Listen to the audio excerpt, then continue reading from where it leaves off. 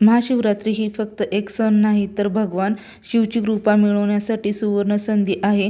असे म्हणतात की या दिवशी योग्य पद्धतीने आणि योग्य वस्तू अर्पण केल्यास मनातील इच्छा पूर्ण होतात आणि जीवनातील अडथळे दूर होतात.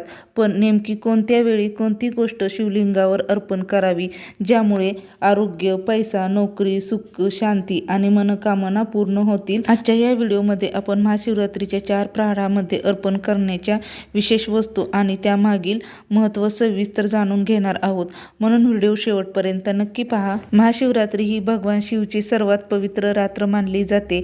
या दिवशी रात्रभर 4 प्रहरामध्ये पूजा केली जाते. प्रत्येक प्रहराला वेगवेगळी वस्तू अर्पण केल्यास वेगवेगळी इच्छा पूर्ण होते असे मानले जाते.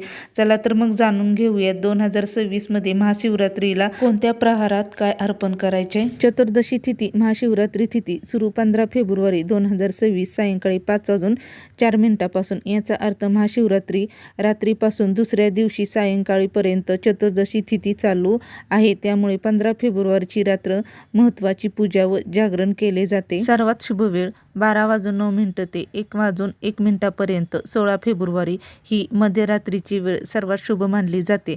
या वेळात शिवलिंगावर अभिषेक, मंत्रजप आणि आरती केल्यास विशेष पुण्य मिळते. 4 प्रहाराची सविस्तर माहिती. महाशिवरात्रीच्या रात्री 4 प्रहाराची पूजा केली जाते. प्रत्येक प्रहार सुमारे 3 तासाचा असतो. पहिला प्रहार 6:11 ते 9:23.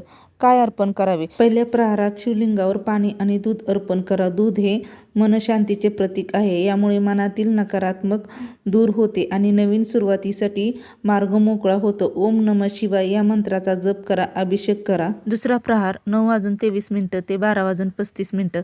काय अर्पण करावे? दुसऱ्या प्रहारात दही, साखर किंवा मध अर्पण करणे शुभ मानले जाते. हे अर्पण केल्यानंतर आर्थिक अडचणी कमी होतात आणि व्यवसाय व नोकरीमध्ये प्रगती होते असे मानले जाते. यावेळी बेलपत्री अर्पण करायला विसरू नका, कारण बेलपत्री शिवला अतिशय प्रिय आहे. तिसरा प्रहार 12:35 ते 3:47. काय अर्पण करावे? तिसरा प्रहारात तूप किंवा उसाचा रस अर्पण करणे. यामुळे आरोग्य सुधारते आणि घरात सकारात्मक ऊर्जा वाढते असे सांगितले जाते.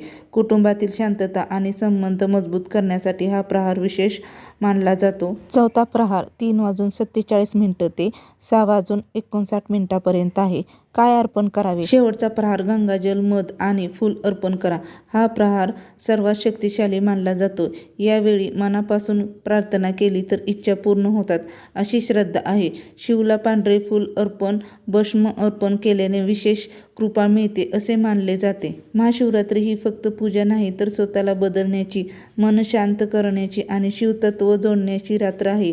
योग्य वस्तू योग्य प्रहारात अर्पण केल्यास जीवनातील सकारात्मक बदल घडू शकतो. जर तुम्हाला अशी सविस्तर माहिती आवडली असेल तर व्हिडिओला लाईक, शेअर आणि सबस्क्राईब करायला विसरू नका.